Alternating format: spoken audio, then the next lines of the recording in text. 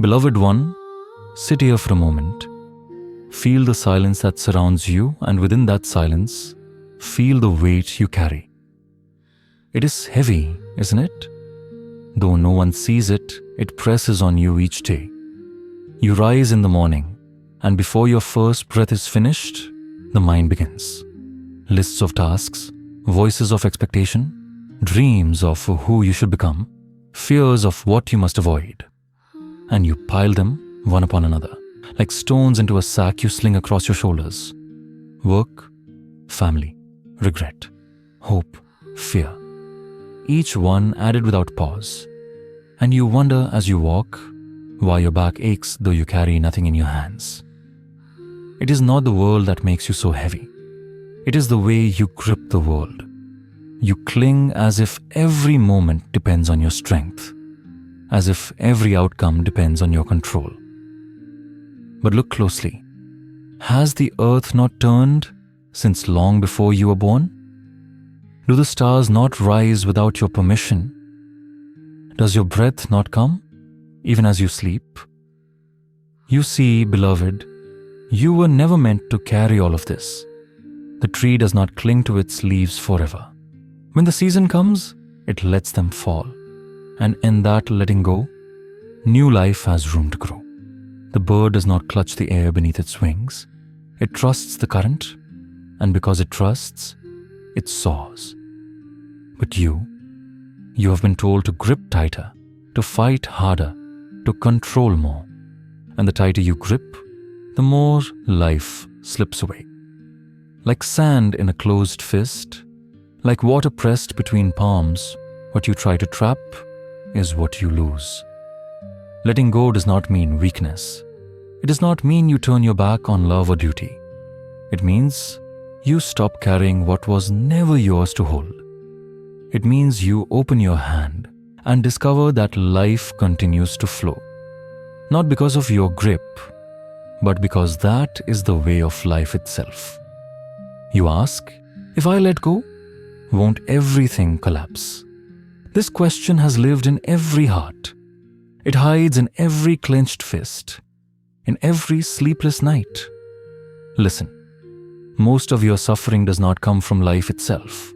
It comes from the story you demand life to follow. The mind insists, it must be this way. If it is not, I cannot survive. But look around you. Did the sun ask your permission to rise? Did the ocean wait for you to command its tide? Does your body not heal wounds while you sleep without your awareness, without your control? Control is a mirage. It is the thirsty traveler chasing water on the horizon. The more he runs, the more desperate he becomes. But the water he longs for is beneath his feet all along, waiting in the well of trust. To let go is to wake from the dream of control. It is not to abandon responsibility, but to release the illusion that you are the master of every ripple. You can row the boat, but you cannot command the sea. You can plant the seed, but you cannot demand the season. You can love, but you cannot script another's path. Letting go is wisdom. To act with care, to offer your best, and then to bow before the mystery that is larger than you. The storm may rage, but you are not the storm. You are the sky that holds it all. Thoughts flood your mind like endless waves. One says, what if I fail? Another cries, what if I lose them? Another whispers, what if I am not enough? You try to fight them and they multiply. You chase them and they pull you under. You hide from them and they follow you in dreams. But sit still, beloved, and watch, without clinging, without fear. Watch as they rise, crest, and fall. No wave has ever broken the ocean. And you are not the wave, you are the ocean. The ocean allows the wave to come. The ocean allows the wave to leave. The ocean remains vast, steady, whole. So with your heart, anger rises like fire, fear shakes like wind, Grief weighs like stone. Joy sparkles like sunlight on water. But none of them define the ocean. None of them can shrink the sea. When you forget, you drown. When you remember, you float. And when you float, you discover. Peace was beneath the surface all along. Beloved, let us speak of love. So often the heart mistakes clinging for love. Fear whispers, I cannot live without you. Attachment cries, stay exactly as I want or I will break. And so we chain the ones we love, not with metal, but with expectation. But love that clings suffocates. It demands, it traps, it shrinks. Love that clings is not love, it is fear wearing a mask. True love is wide as the sky, gentle as the river, steady as the mountain. To love without chains is to bless, not to bind. It says, may you be safe, may you be whole, may you be free. Even if freedom means walking a path you did not expect. Even if love asks you to open your hand when every part of you wants to close it. When love clings, it suffocates both hearts. When love trusts, both hearts breathe. When love controls, it becomes a cage.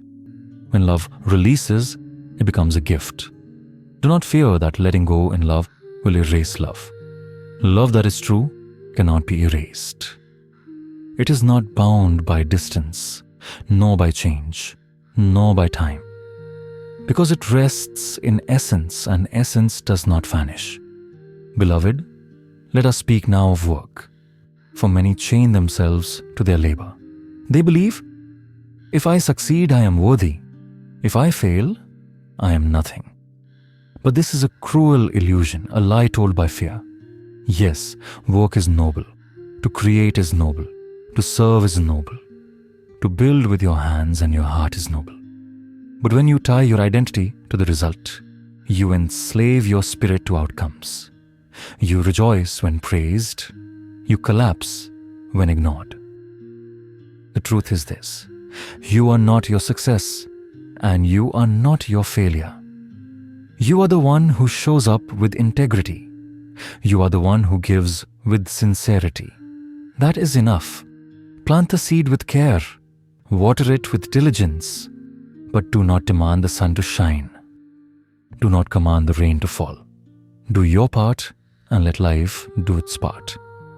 Excellence is integrity in the present moment. Obsession is fear of the future. One frees you, the other chains you. So work with your whole heart. Build, create, serve. But do not chain your worth to the harvest. Do your best and then breathe and let it go. Beloved one, gratitude is one of the softest yet most powerful ways to let go. When you notice what is already here, your grip loosens on what is missing. Think of it, the breath arriving without cost. The body, imperfect yet faithful, carrying you each day. The friend who remembers your name.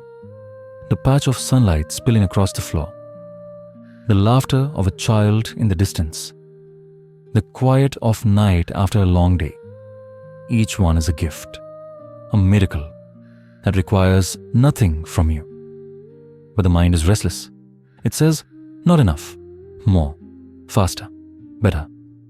Gratitude interrupts the restless mind. It whispers, enough, here, now. And when gratitude speaks, the heart softens, the grip loosens. Peace enters like morning light through an open window.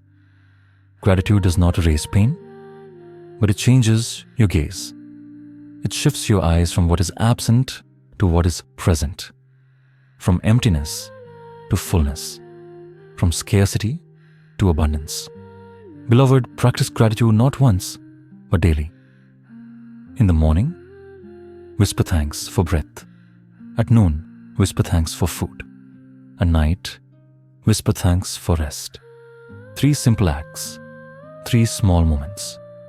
And yet, they open the heart like the petals of a flower. Beloved one, let us speak of patience, for impatience is another form of clinging. It demands now. Give me fruit before the tree is ready. Give me blossoms before spring has arrived. Give me the river's end before I have taken a single step. But life does not bow to your rush. No flower blooms because you shout at it. No child grows faster because you demand it. The sun does not rise earlier because you are restless. The moon does not hurry its phases to ease your worry. Patience is not weakness. Patience is strength in stillness. It is trust in the secret rhythms of existence. It is bowing to the wisdom of seasons. It says, I will plant, I will tend, but I will not pull the seed from the ground to make it grow. When you practice patience, you discover a miracle. Peace blooms while you wait. Impatience shrinks the soul. Patience expands it. Impatience chains you to the future. Patience anchors you in the present. Beloved, do not confuse patience with passivity. It does not mean doing nothing. It means doing what is yours to do and releasing what is not. It means trusting that the fruit will come in its season, not in your command. Beloved one, let us speak of wounds. You carry them still. They live in your body as tension. They echo in your mind as old voices. They appear in your dreams as shadows. To let go does not mean to pretend they never happened. It does not mean to erase the past. It means to stop letting the wound chain you. Sit with it. Listen to it. Offer it the compassion it was once denied.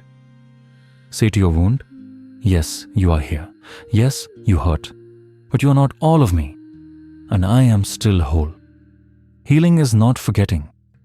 Healing is transforming pain into wisdom. It is letting sorrow teach you tenderness. It is letting grief teach you depth. It is letting brokenness teach you strength. Even the Buddha sat with suffering beneath the Bodhi tree. He did not drive it away. He allowed it. He embraced it until it loosened its hold. So too, beloved, do not fear your scars. They are not proof of weakness. They are proof of survival. They are cracks through which the light can enter. Letting go is not one dramatic act. It is a rhythm, like the beating of the heart, like the rise and fall of the breath. Today you release. Tomorrow you may release again. This is not failure. This is the path. Practice in small ways. Each morning, before you touch your phone, place your hand on your heart. Whisper, today, I will meet life with open hands. At midday, when tension rises, breathe 3 slow breaths. With each exhale, whisper, release. At night, write down one burden you carried. Thank it for what it taught you. Lay it on the page. Leave it there for the night. These are not small acts. They are seeds of freedom. Sow them gently, daily. In time, they grow into a life that breathes. Beloved one, hear this final truth. When you let go, life does not fall apart. Life falls into place. The river flows where it was meant to go. The seed grows into what it was meant to be. The heart discovers it was strong enough all along. Peace is not hiding from you. It has always been here. Beneath the storms, beneath the fears, beneath the stories you told yourself. May you have the courage to open your hand. May you trust the current. May you surrender, not in defeat, but in love. And in that surrender, may you finally discover the life that has been waiting for you all along. Beloved, forgiveness is another way of letting go. Not forgiveness as approval of harm, but forgiveness as freedom from the chain of resentment. When you hold anger, it burns your hands before it ever burns another. When you hold hatred, it poisons your blood before it touches theirs. You think you are punishing them, but in truth, you are binding yourself. Forgiveness does not mean the wound was right. It means you refuse to let the wound own you. It means you release the grip of bitterness and choose the gentleness of freedom. Say to yourself, I forgive, not because it was small, but because I will not live small. I forgive, not because they deserve it, but because my heart deserves peace. And when you forgive, beloved, you are the one set free. Beloved, all things are impermanent. The mountain crumbles. The river changes its course. The body ages. The breath arrives. The breath leaves. We suffer when we cling to what must change. We cry, stay, to what was always passing. We beg, last forever, to what was never meant to last. Impermanence is not cruelty. It is life's way of teaching us not to cling. It is life whispering. Do not grip the flower, enjoy its fragrance. Do not trap the bird, delight in its song. Do not chain the moment, cherish its presence. When you remember impermanence, you hold gently instead of tightly. You bow to the beauty of now without demanding it become forever. And in that bowing, you are free. Beloved one, freedom is not out there. It is not in the perfect job, the perfect partner, the perfect body. Freedom is in here, in the way you release the chains of the mind. The world may bind your body. The world may take away possessions. But only you can bind your spirit. And only you can free it. To let go is to claim inner freedom.